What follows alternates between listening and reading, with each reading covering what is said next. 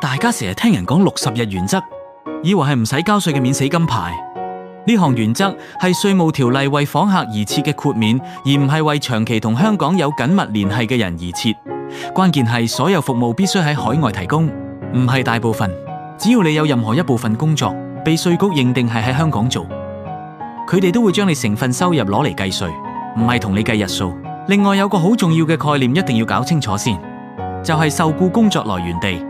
簡單啲講，你究竟係幫香港公司打工，然後被派去海外工作，定係你簽嘅根本就係一份外國公司嘅合約？呢個分別會直接影響你用唔用得到60日原則。等我同你介紹幾個例子。第一個例子亦都係最容易中招嗰個。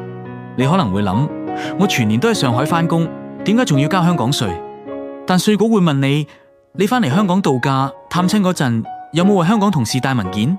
你話有，就算你覺得自己完全冇處理公事，稅局都可以話你喺香港提供過服務。結果係只要有，哪怕只係1日都要計。第二個例子相對安全得多。如果你受僱於海外公司，咁成件個案嘅結果就會唔同。假如你整年都冇入境，呢個豁免就會穩如泰山。第三個例子先係60日真正發揮作用嘅地方。如果你入境香港超過60日，稅局會覺得你屬於定居或者長期服務，所以要交稅。假如少過60日，稅局會當你係訪問，咁就有機會放你一馬。咁點樣先可以自保？稅局最中意問你點證明自己喺香港期間冇做過嘢。